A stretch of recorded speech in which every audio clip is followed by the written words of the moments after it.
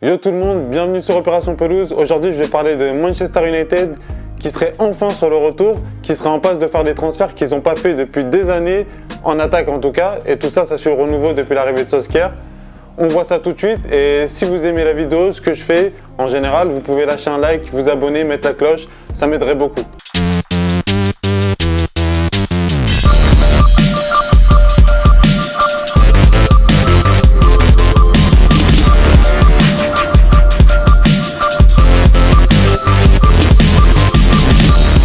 Et tout ça, ça s'est fait en plusieurs étapes. La première étape, ça a été de mettre fin à la sapologie du côté de United, le Sapolograde, qui a fait des transferts coûteux pour rien. L'exemple parfait, c'était celui de Martial, où tu avais Tottenham qui négociait avec Monaco pour environ 20 millions, 25, pas plus. Et d'un coup, tu as Manchester qui est arrivé et qui en a mis 60 plus 20 millions en option. Mais vous fumez, monsieur. C'est à rien comprendre. Limite, c'était à se demander si c'était pas une stratégie marketing pour faire que ce soit un joueur à gros transfert et qui vende énormément de maillots.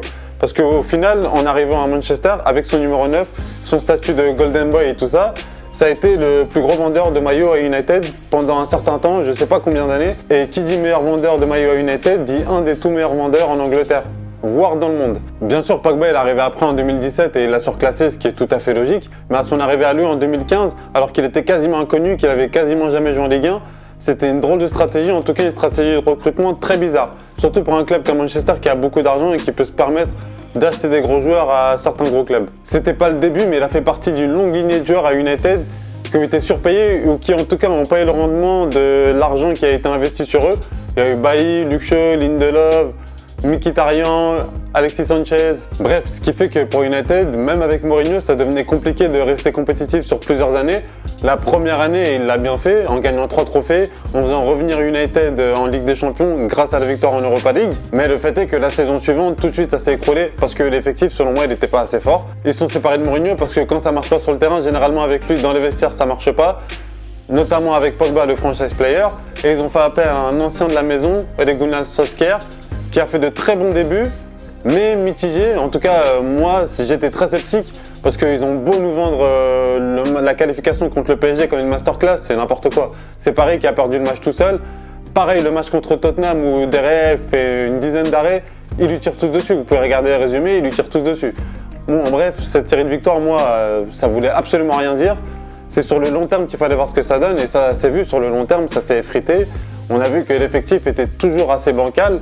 Et même Solskjaer, il s'est fait accuser à son tour de ne pas être assez fort et tout. Alors que selon moi, si t'as pas les armes, on peut pas voir s'il est bon ou pas Solskjaer. Parce qu'à Molde, avant d'arriver, ça reste que la Norvège, mais il avait de bons résultats. Et surtout, on a vu avec Mourinho, ça a été le premier à le dire, qu'avec cet effectif-là, tu pouvais pas vraiment faire grand-chose. Donc lui, il s'est inspiré de Sir Alex, comme à l'époque où lui, il était joueur, avec une implication du centre de formation et une construction plus cohérente de l'équipe.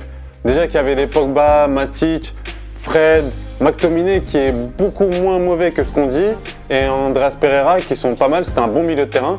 Mais le problème c'est qu'il y avait une défense très fébrile, derrière elle n'était pas protégée du tout et surtout il n'y avait pas un vrai lié de formation, ce qui fait qu'il y avait un embouteillage de neufs et qu'ils se retrouvaient avec des neufs sur les côtés. Exemple Martial ou Rashford l'un ou l'autre, et moi je le disais, Martial ça reste très moyen sur le côté gauche. Si dans l'axe il est très intéressant, surtout quand il joue à deux, sur l'aile, limite quand il passe, c'est de la chance. Et tout ce qui fait l'intéressant, c'est dans l'axe. Et donc, à partir de cet été, on a vu une construction plus cohérente avec le recrutement de Maguire. Bon, il a coûté très cher, mais c'est comme si vous prenez Van Dijk et que vous ajoutez la notion joueur anglais à côté. En première ligue, on sait que les prix explosent, ça donne 90-95 millions. Il y a eu l'arrivée de Daniel James aussi, enfin un vrai ailier. Bon, 1 c'est mieux que 0 en attendant un deuxième. Et il y a les jeunes du centre de formation, comme je disais, il y a eu Ashley Williams en tant qu'arrière gauche, avec le recrutement de Wan-Bissaka arrière droit, qui est déjà international anglais, qui est un très bon arrière droit, qui est puissant et qui en plus a une qualité technique qui est vraiment pas négligée. Il y a aussi McTominay, comme je le disais. Et il y a aussi eu les deux du match contre le Paris Saint-Germain. Il y a eu le Chong, il y a aussi Mason Greenwood qui a déjà marqué pas mal de buts, qui a l'air de s'adapter à vitesse grand V dans l'effectif. Je vois 3 avantages à tout ça. Le premier, c'est que c'est un effectif plus sérieux pour accrocher l'Europe, voire le titre, mais ça, je pense que ça sera sur le long terme, ou en tout cas à moyen terme. Aussi, l'effectif, il est plus britannisé et ça aide beaucoup. On peut le voir avec certains matchs de Liverpool, où il met un milieu totalement anglais, Anderson, Milner et Oxlade-Chamberlain. C'est pas forcément dans les grands matchs, mais c'est justement comme disent les Anglais dans les après-midi pluvieux à Stoke, où c'est plus compliqué. Je pense que c'est très important. Et aussi, ça légitime Solskjaer dans son travail, même si moi, j'ai pas encore d'avis tranché sur lui. Parce que comme je le disais, ses débuts, ça va rien dire pour moi. Ça peut être l'euphorie d'un groupe avec le changement d'un nouvel entraîneur. Ils ont envie de lui montrer, on voit ça très souvent. Mais aussi les résultats mauvais, ou en tout cas moyens, qui sont arrivés par la suite. Je pense pas que c'est forcément lui, je pense surtout que c'est l'effectif, on l'a vu avec Mourinho avant lui. Mais a priori, on pourra bientôt se faire un avis vu ce que le club est prêt à faire sur le marché des transferts cet été. Et là, avec toutes ces rumeurs de transferts, il y a une question qui se pose, c'est est-ce que Man U peut redevenir dès cet été une puissance de Première Ligue? Avec ses possibles recrutements, évidemment, si jamais t'as Sancho qui vient. Et justement, lui aurait accepté de venir à United contre un énorme salaire. Bon, ça c'est leur problème après, hein. Nous on les paye pas, nous on fait juste que constater et regarder. Alors moi, Harry Kane, ça fait 1 an et demi, voire 2 ans que je le dis. Tous les jours, je le vois partir à United pour 180 millions. On verra comment ça se fait, vu qu'il a été blessé, selon la durée de son contrat qui lui reste. En tout cas, tous ceux qui disent Real Madrid, Barça, moi je le vois pas là-bas. Moi, je le vois en Angleterre, en tout cas déjà, ça c'est sûr. Après, selon les clubs qu'il y a, et même selon, pareil, l'attractivité, l'histoire des clubs, l'argent qu'ils ont, moi je le vois à United tous les jours. Après, on verra ce que ça donne, mais moi je pense qu'il ira là-bas. Alors les deux, n'en parlons pas. Déjà qu'il y a eu Bruno Fernandes cet hiver et qui montre déjà toutes les qualités qu'il a. Ça fait 1 an et demi qu'il est en pleine bourre, qu'il est en pleine progression. Ça risque de devenir un des meilleurs milieux de terrain au monde. Et déjà, ce qui monte, c'est excellent.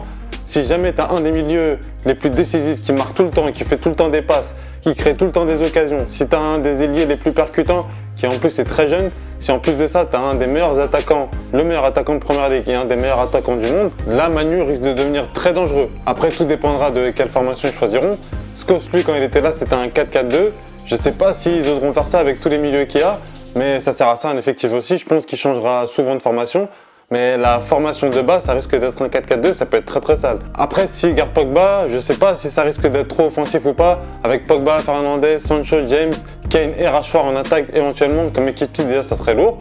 Mais après, il faudrait que Pogba, par exemple, il change de style de jeu et qu'il se contente d'avoir un travail plus défensif, entre guillemets, et moins essayer de briller devant.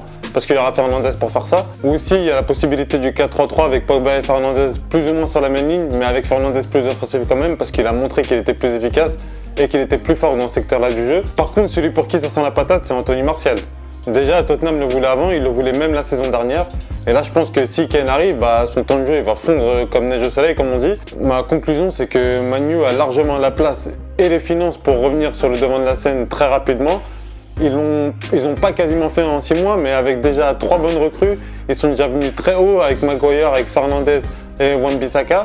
Si tu ajoutes à ça des recrues devant avec Kane, Sancho, Man U sont partis pour avoir une très bonne équipe la saison prochaine. Et la Première Ligue, elle risque d'être encore plus passionnante. Voilà, c'était tout pour mon avis sur Manchester United, qui a 2 doigts et beaucoup de millions surtout, beaucoup, de revenir sur le devant de la scène et de redevenir une place forte de la Première Ligue. On va voir ce qui va se passer pendant cet été, mais moi je ne sais pas si Sancho va venir, mais je suis quasiment sûr que si Kane part de Tottenham, ce sera pour Manchester United. Sinon on se voit bientôt pour une vidéo, salut!